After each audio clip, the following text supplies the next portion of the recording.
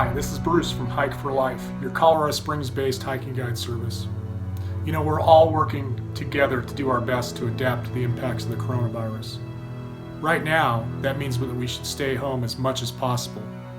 Unfortunately, there are a lot of misconceptions about what we can and cannot do outside. In some cases, this has led to overcrowded trails that are creating greater risk for all of us. This short video is intended to clear up the confusion and provide simple tips to keep us all safer. First, let's start with the current guidance from the state of Colorado. Now, the Colorado stay-at-home order is an executive order from the governor, and that means that it's the law. It's not optional. According to Governor Polis, the best approach is to remember that the intent of the order is to minimize exceptions. Listen to Governor Polis himself explain the proper mindset.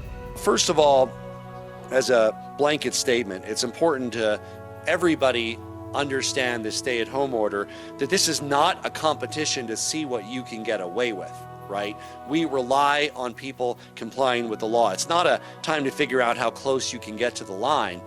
It's a time for all of us in our individual lives to instead decide how few people can I interact with in the next few weeks? How can I limit the number of friends or acquaintances or strangers that I'm coming into contact with? That's the contest, folks, right? The contest is to say who can best comply with the spirit of this.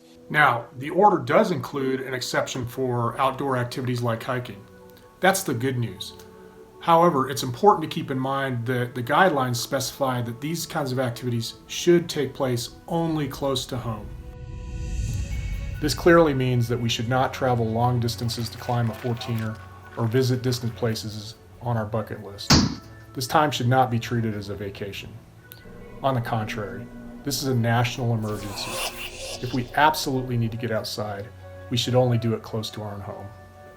In addition, we should only hike with people we are living with right now. This is not the time to meet up with friends for a hike. We should also avoid locations, even if they're near our homes, that do not make it possible to maintain appropriate physical distancing.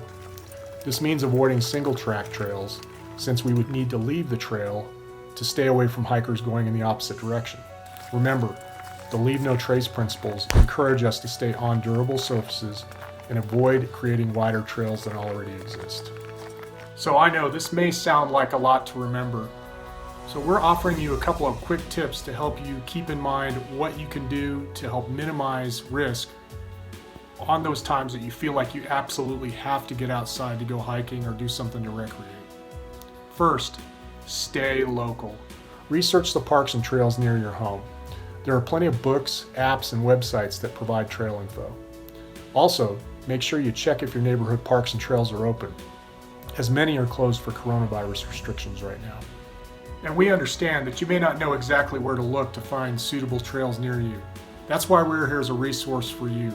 Feel free to reach out to Hike for Life for information on suitable trails in your neighborhood. Next, keep it in the family.